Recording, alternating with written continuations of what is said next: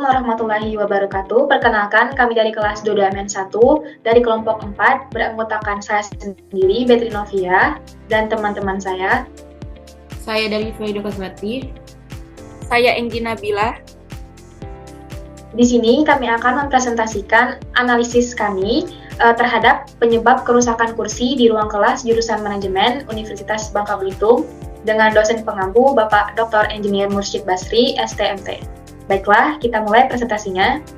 Masalah yang dihadapi dari analisis ini adalah pada tanggal 26 November 2024, kami mencatat sebanyak 86 kursi telah rusak di ruang kelas jurusan manajemen. Kerusakannya bervariasi, meliputi sobek di bagian sandaran, dudukan kursi, meja yang turun atau patah, kemudian cat yang mengelupas, engsel kursi yang patah, dan penyimpanan barang di bawah kursi yang patah. Dampak dari kerusakan ini menyebabkan kerugian ekonomi, pemborosan sumber daya, dan penurunan tingkat kepuasan pengguna. Hal ini juga dapat mengganggu kenyamanan dan konsentrasi mahasiswa selama proses pembelajaran.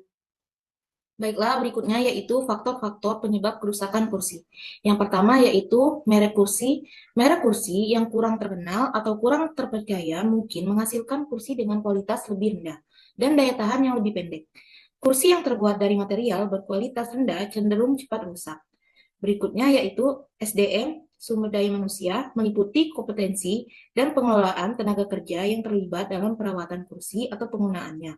SDM yang kurang terampil atau tidak berhati-hati dapat mempercepat kerusakan kursi.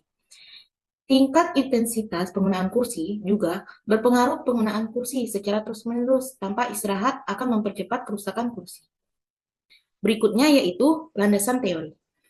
Merek dan bahan pembuatan kursi sangat mempengaruhi kualitas dan daya tahan produk. Merek ternama umumnya lebih terpercaya karena kualitasnya yang terbukti. Menurut Kotler dan Keller 2012, penggunaan bahan berkualitas rendah cenderung menyebabkan kursi lebih cepat rusak dibandingkan bahan berkualitas tinggi. Menurut Smith dan Jonas 2015. Selain itu, pola penggunaan dan pemeliharaan yang buruk juga menjadi faktor utama kerusakan kursi. Brown 2018. Fasilitas pembelajaran merupakan elemen penting dalam mendukung proses pendidikan.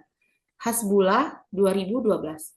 Fasilitas yang buruk dapat mengurangi kenyamanan, konsentrasi, dan motivasi belajar siswa. Kursi yang digunakan dengan intensitas tinggi seperti di ruang kelas lebih rentan terhadap kerusakan akibat penggunaan yang tidak sesuai. Megasari 2014. Oleh karena itu, diperlukan pengelolaan dan pemeliharaan fasilitas secara efektif untuk meminimalkan kerusakan. Berikutnya yaitu kerangka berpikir. Variabelnya terdiri dari dua variabel. Yang pertama independen X dan variabel dependen Y. Dependen itu pengaruh kerusakan kursi, sedangkan independen merek kursi dan SDM. Seperti pada gambar di PPT ini. Selanjutnya ada root cause. Root cause terdiri dari beberapa bagan. Yang pertama itu ada hubungan faktor-faktor, ada merek, material, dan pekerja berkontribusi dalam proses pembuatan kursi dan secara langsung mempengaruhi kualitas produk. Yang kedua ada SDM dan frekuensi penggunaan, berhubungan dengan bagaimana kursi digunakan dan dipelihara yang akhirnya memengaruhi umur pakai kursi. Yang ketiga ada quality control, adalah penghubung utama yang dapat membantu mengidentifikasikan masalah pada proses produksi sebelum kursi mencapai pengguna. Selanjutnya ada kerangka teoritis. Kualitas produk mencerminkan kemampuan memenuhi kebutuhan konsumen, dipengaruhi oleh merek, material, desain, dan proses pembuatan menurut Coulter dan Keller 2012, Smith dan Jones 2015. Merek ternama umumnya menawarkan kualitas lebih baik karena proses produksi yang melibatkan pengendalian kualitas atau quality control, seperti mengevaluasi produk cacat dan meningkatkan efisiensi, menurut Ishikawa 1962 dan Anthony tahun 2000. Human error, seperti kesalahan dalam operasi perakitan, juga mempengaruhi hasil produk.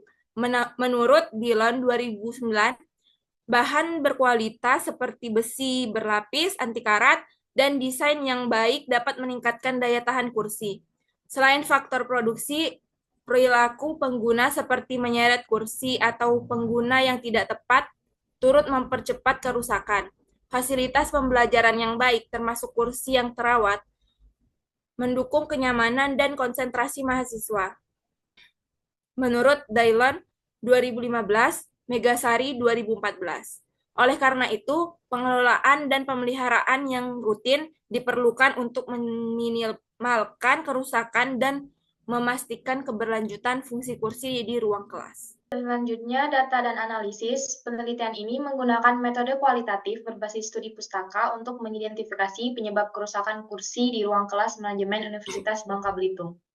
Berdasarkan literatur yang kami baca, bahan dan merek kursi sangat mempengaruhi daya tahan, menurut Smith dan Jones tahun 2015 dan Aulia 2018. Begitupun perilaku pengguna juga menjadi faktor penting di mana penggunaan yang tidak hati-hati mempercepat kerusakan, menurut Ramey 2018.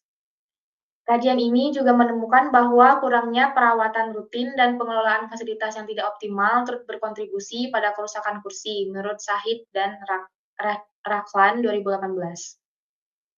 Kemudian, fasilitas yang buruk juga berdampak negatif pada kenyamanan, motivasi, dan hasil belajar mahasiswa menurut Reski 2019.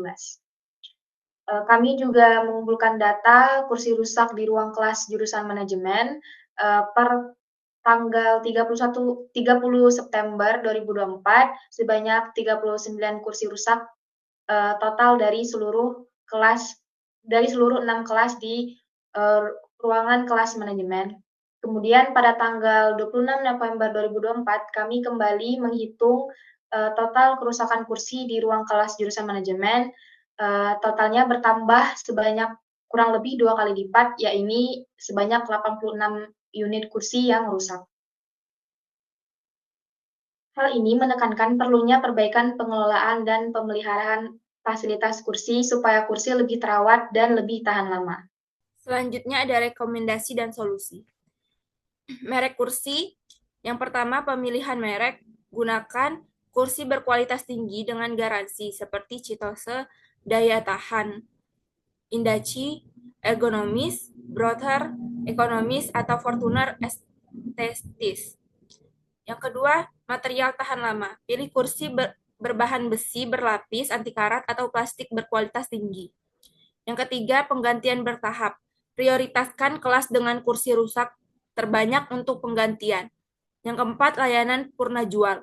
Pastikan penyedia kursi menyediakan garansi dan pemeliharaan berkala. Yang kedua ada SDM. Evaluasi berkala, tingkatkan keterampilan petugas pemeliharaan melalui pelatihan rutin terkait inspeksi dan perbaikan. Yang kedua, kesadaran mahasiswa. Adakan kampanye dan poster edukasi untuk meningkatkan kesadaran dalam menjaga fasilitas kampus. Yang ketiga, tim pengelola. Bentuk tim khusus untuk inspeksi, laporan, dan perencanaan perawatan kursi. Yang keempat, sistem pelaporan. Gunakan aplikasi atau Google Form untuk memudahkan pelaporan kerusakan. Yang ketiga, frekuensi pengguna. Ada rotasi kelas, atur rotasi ruang kelas untuk mengurangi beban penggunaan berlebihan. Yang kedua ada jadwal terorganisir.